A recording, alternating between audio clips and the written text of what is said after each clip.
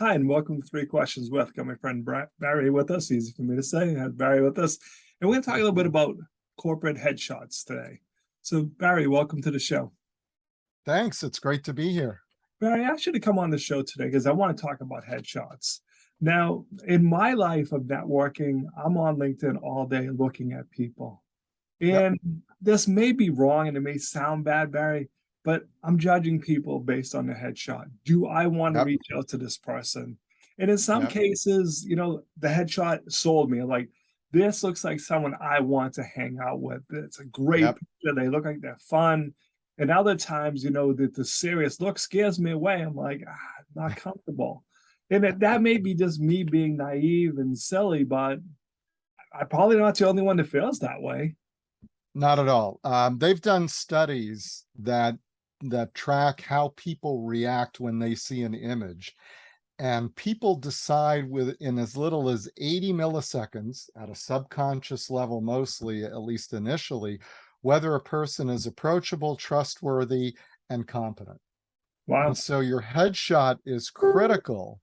And whether you can have a serious headshot, like for a criminal attorney, you don't want a criminal attorney to look like he's the life of the party. You want him to look like he or she is going to be a bulldog or whatever, and protect you and fight for you, right? So having that look is critical, and everybody's checking everybody else out, whether it's LinkedIn, the About page on your website if you're a business. They've also done studies that show, particularly for services businesses, that's the most looked at page is the About page, because they want to see who makes up the team. And the first thing your eye is going to see when you go to that page or you go to LinkedIn is your image, because we're as humans, we're drawn to images first. And that's when the initial impression gets planted. So you're like everybody else, Kevin. That's the first time anyone's ever said that to me, Barry. So I don't know if that's a good thing or not. But all kidding aside, the second thing is when I'm trying to take a headshot, when they say smile, it just feels so unnatural to me. I'm either like, then the biggest smile ever. I'm like, how do you get someone to the point where they're relaxed enough that the smile looks natural and not forced? Yeah, so most people, very common question, very common issue.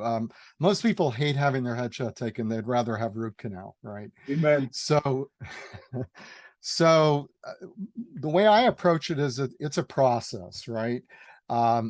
First of which is you got to be lighting the person properly. And there's a very specific lighting for headshots that really works. There's a couple of variations on it, but it's not just like throwing up an umbrella or a flash or, putting somebody out in the sun or whatever it is. You really need to know what you're doing when you set up the lighting. I also shoot in a mode called tethered, which means that the camera is connected to a computer. And so the computer is also connected to a monitor, and the monitor is stationed right where my subject is standing. And so they'll be able to see the images as we go along. So the first thing that happens is I get them in front of the camera, take a picture, they see the lighting, and they're like, wow, I don't look as bad as I thought I was going to look, or how I've looked in the past, right? So the anxiety level immediately comes down. And I've seen this shooting hundreds and hundreds of people, happens every time. From there, I'm then going to help them, coach them in terms of how they're going to look for their image. That starts with a consultation to understand what their brand is, who their audience is, and what do they want to convey? What's the message that they want their headshot to convey?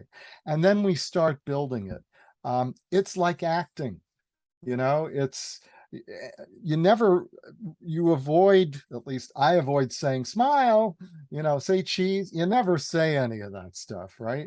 I'm usually doing things to actually distract them and get into a conversation like, how about those Red Sox or whatever it is? And give me the smile that the Red Sox just won the World Series, for God's sakes, things like that. And you want to help take their mind off of the fact that they're in front of the camera, they're having their picture taken, and they're thinking about, am I smiling right? Am I smiling too big, or whatever it is, right?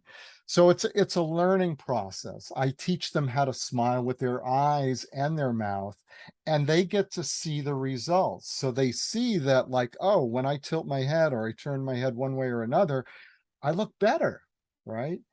And again, it's all about, you're right. I mean, you said in the sense of, people feel very uncomfortable. They have all of these things that they think about that they don't like about the way they look, Yep. right? And I'm there to help them realize that 99% of the world doesn't see what you see in yourself, right? We all can look great. You just need somebody to help you through all of that, and then you'll be able to see those results, and it's amazing what happens from beginning to end. I would show a before and after, but literally the first shot that I take is typically the mug shot, and we laugh at that.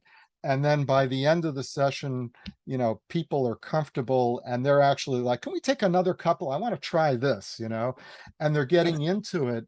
Yeah, they get into it, and it's amazing what happens. So. But I really like how you spend some time with the people, understanding their brand, because just Yes. because someone is a certain occupation, they may see themselves differently. Like, I want to have a really serious picture because that's how I see myself. With someone maybe in the same profession, and hey, I want people to see that I'm not that type of person. I have the personality. So that's, to me, is really essential. Until you understand what the person's trying to accomplish, how do you know what type of shot to take? Exactly. And that starts with, the consultation with my clients, either individuals or if it's a business. We'll have a very in-depth conversation about their website and LinkedIn profiles and what kind of postings are they doing, and do they want different looks for different applications. Same thing with individuals too. You may want to have one look for your LinkedIn profile and another look for speaking engagements or something, right? And we also talk about clothing, and we talk about the background color, and we even talk about the lighting, because some lighting can be more dramatic than others.